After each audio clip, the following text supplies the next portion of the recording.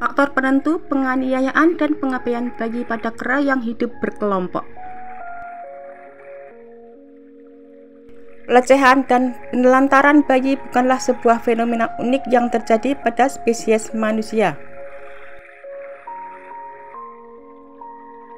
Pada monyet dan kera, beberapa ibu terkadang menunjukkan perilaku kekerasan terhadap bayinya, dan beberapa lainnya menelantarkan bayinya segera setelah lahir. Pada kera, pemahaman terhadap bayi umumnya terjadi pada 2 bulan hingga 3 bulan pertama kehidupan bayi. Ibu yang melakukan kekerasan biasanya menggendong bayinya ke tanah atau mendorong, memukul, atau melemparnya. Ibu yang melakukan kekerasan biasanya bergantian antara kekerasan singkat dan perilaku pengasuhan yang sesuai dalam jangka waktu lama.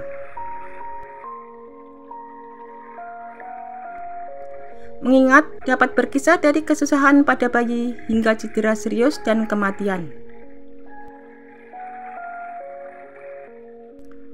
Ada sebuah proyek yang mempunyai 3 tujuan utama. Yang pertama, untuk menyelidiki terjadinya pembongkaran dan penelantaran bayi pada 2 populasi besar kera yang tinggal di Stasiun Lapangan Pusat Penelitian Primata Nasional Yerkes di Georgia selama jangka waktu 30 hingga 35 tahun. Mengamati dan mempelajari perilaku induk kera yang melakukan kekerasan fisik terhadap bayinya, dan untuk menyelidiki kemungkinan perbedaan fisiologi antara induk kera yang menganiaya bayinya dan ibu yang tidak melakukan kekerasan. Pengamatan perilaku terhadap ibu-ibu yang melakukan kekerasan pada kera rhesus dan kera kuncir mengungkapkan bahwa individu-individu ini tidak menunjukkan kelainan perilaku apapun dalam interaksi sosial mereka dengan anggota kelompok lainnya. Analisis data menunjukkan bahwa di kedua populasi ini, 5-10% dari seluruh bayi yang lahir setiap tahun mengalami kekerasan fisik oleh ibunya, dan 1-3% di antaranya ditelantarkan segera setelah lahir. Pelecehan terhadap bayi, namun bukan penelantaran, muncul di beberapa keluarga dan di antara individu-individu yang memiliki hubungan dekat seperti ibu, anak perempuan, atau saudara perempuan. Oleh karena itu, tampaknya diturunkan dari generasi ke generasi melalui garis keturunan ibu dan kera betina yang dianiaya saat masih bayi, kemungkinan besar juga akan menjadi ibu yang melakukan kekerasan. Ibu yang lalai adalah perempuan muda yang hanya menelantarkan salah satu anaknya, biasanya anak pertama. Sedangkan sebagian besar ibu yang melakukan kekerasan berulang kali melakukan kekerasan terhadap keturunannya. Selain itu, ibu yang melakukan kekerasan sangat konsisten dalam tingkat dan pola kekerasan fisik dari waktu ke waktu dan pada bayi. Pengamatan perilaku terhadap ibu-ibu yang melakukan kekerasan pada kera rhesus dan kera kuncir mengungkapkan bahwa individu-individu ini tidak menunjukkan kelainan perilaku apapun dalam interaksi sosial mereka dengan anggota kelompok lainnya. Namun mereka dapat dibedakan dari ibu-ibu lainnya berdasarkan gaya pengasuhan mereka yang mengontrol, karena skor mereka lebih tinggi dibandingkan kontrol dalam hal ukuran perlindungan dan persetujuan ibu. Misalnya, mereka membatasi pergerakan bayi dan menolak upaya bayi untuk melakukan kontak lebih sering dibandingkan ibu yang tidak melakukan kekerasan.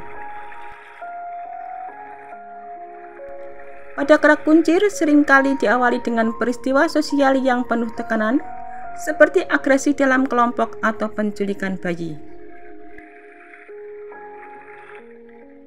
Karena ibu yang melakukan kekerasan tidak lebih mungkin mengamati situasi stres seperti ibu lainnya, hal ini menunjukkan bahwa ibu yang melakukan kekerasan adalah individu yang sangat rentan terhadap stres atau memiliki masalah dalam regulasi emosi. Studi ketiga menemukan bahwa ibu yang menganiaya kera rhesus tidak berbeda dengan kontrol dalam hal profil estrogen dan progesteron selama akhir kehamilan dan awal menyusui.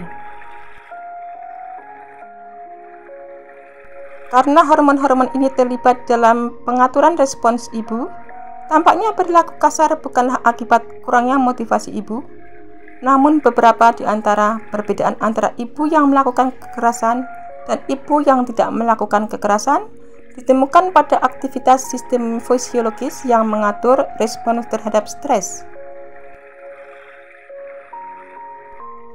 Hal ini konsisten dengan hipotesis bahwa ibu yang melakukan kekerasan mempunyai masalah dengan regulasi emosi dan meningkatkan kemungkinan bahwa perubahan dalam respons terhadap stres mungkin disebabkan oleh trauma awal, yaitu kekerasan yang dialami pada masa bayi.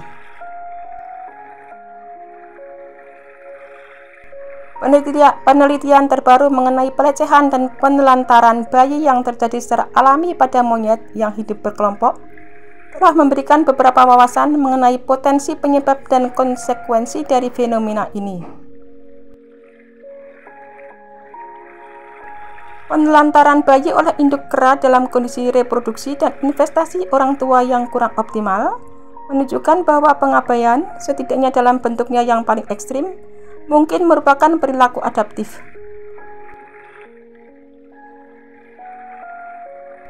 Sebaliknya, beberapa bukti menunjukkan bahwa kekerasan fisik pada bayi merupakan bentuk agresi atau pola asuh yang maladaptif. Mempelajari kejadian alami penganiayaan bayi pada primata, bukan manusia dapat memberikan informasi penting tentang asal mula dan kelanjutan penganiayaan anak pada populasi manusia.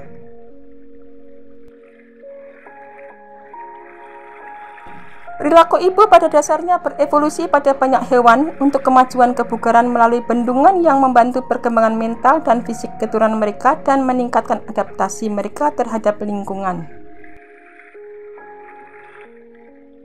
Namun, pada spesies tertentu dilaporkan bahwa bendungan tersebut tidak dapat membesarkan keturunannya. Namun, pada spesies tertentu dilaporkan bahwa hal tersebut tidak dapat membesarkan keturunannya. Perilaku seperti ini di mana sang ibu tidak mengasuh dan mengabaikan atau mungkin bersikap agresif terhadap anaknya yang memerlukan pengasuhan, umumnya disebut sebagai pengabaian, penghindaran, pelecehan, atau penolakan ibu.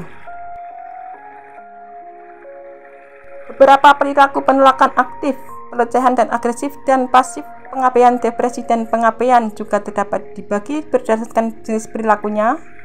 Dan perilaku ini telah ditentukan untuk mewakili masalah signifikan yang perlu dipecahkan untuk berbagai hewan di penangkaran.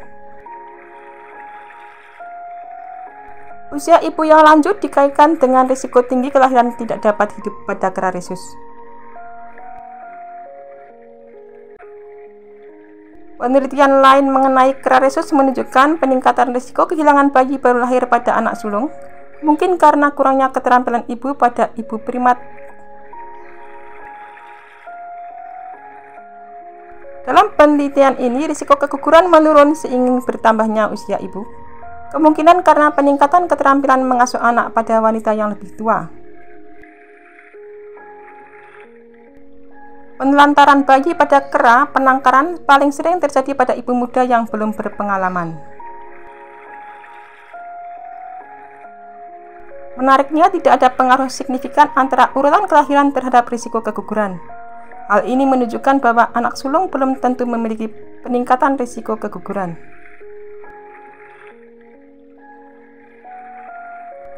Pelecehan bayi, misalnya menyeret, meremukkan, melempar, menundukkan, menjuntai, atau menjatuhkan bayi, adalah patologi perilaku yang tidak membawa keuntungan bagi ibu.